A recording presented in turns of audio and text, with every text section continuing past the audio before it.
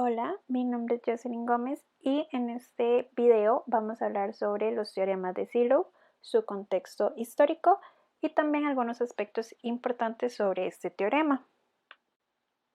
Hablemos un poco sobre el contexto histórico de los teoremas de Silo.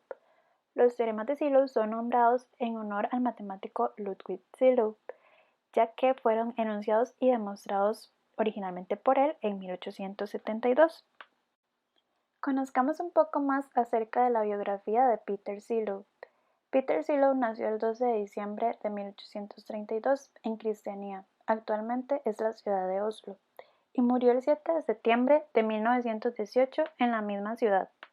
Estudió en la Universidad de Cristianía, donde ganó un concurso matemático en 1853. Sin embargo, se dedicó a la enseñanza secundaria desde 1858 hasta 1898. Pero resulta que en 1862 Silo sustituyó a un profesor de la Universidad de Cristianía, y en sus clases Silo explicaba la teoría de Galois sobre ecuaciones algebraicas. Pero ya para este año, aunque todavía no había probado sus teoremas, en estas clases ya dejó planteado parte de los enunciados de dichos teoremas, aunque los publicó 10 años después. Después de probar el conocido teorema de Cauchy, que nos dice que un grupo de orden divisible por un primo P siempre posee un subgrupo de orden P, Silo se preguntaba si ese resultado se podía generalizar para las potencias de P. Entonces, entre 1873 y 1881, Silo con un compañero prepararon una edición de todos los trabajos de Abel, y el compañero hizo la observación de que la mayor parte del trabajo fue realizado por Silo. Entonces, podemos enunciar el teorema de Silo como una generalización del teorema de Cauchy.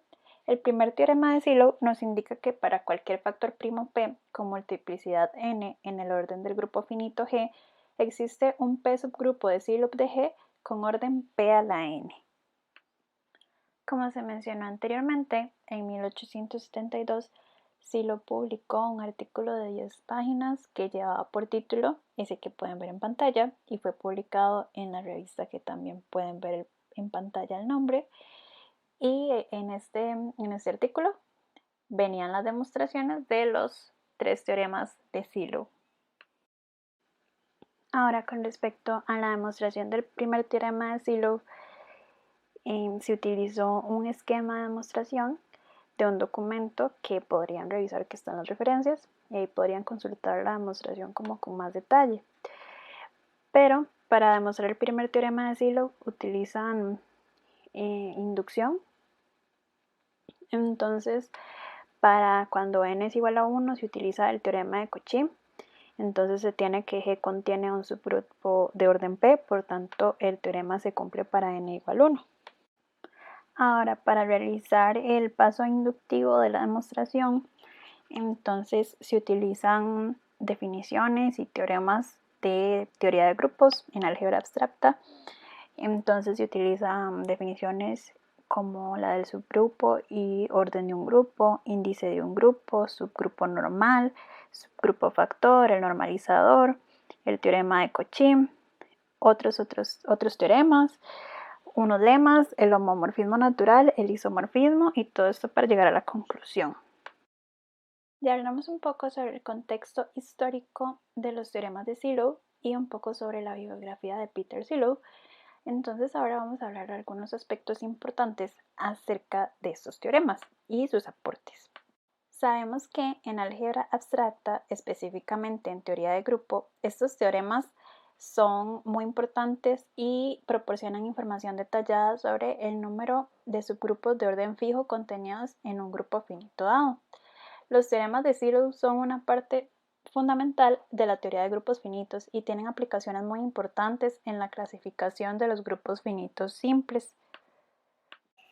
Ahora, con respecto al teorema de Lagrange, los teoremas de Silo constituyen recíprocas parciales a dicho teorema, el cual afirma que para todo grupo finito G, el orden de cualquier subgrupo debe dividir al orden de G.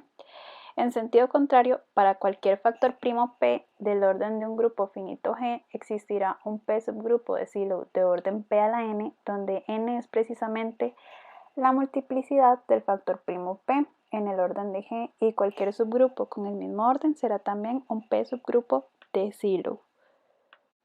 Ahora, algunos aspectos importantes sobre estos teoremas es que una primera aproximación al estudio de la existencia de subgrupos normales se hace gracias a estos teoremas. Ahora, para la demostración de los teoremas de Sylow también es muy necesaria la utilización de la teoría de básica de los grupos. Además, las aplicaciones de los teoremas de Sylow son muy importantes en lo que se refiere a la clasificación de los grupos finitos no simples de acuerdo al orden dado. Ahora, también el estudio de los grupos finitos aparece en diversas áreas de la ciencia, como la física, la química y dentro de las matemáticas podemos encontrar los grupos finitos en teoría de grafos, geometría y topología algebraica.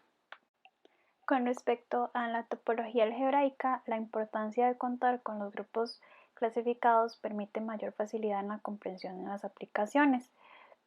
A un espacio topológico se le pueden asignar grupos que ayuden a diferenciar entre espacios. Estas tareas se ven sumamente beneficiadas con la clasificación de grupos que se pueden hacer gracias a los teoremas de Sylow. Y bueno, esto sería todo acerca de los teoremas de Sylow. Si desean consultar las demostraciones, pueden revisar alguna de las referencias. Muchas gracias.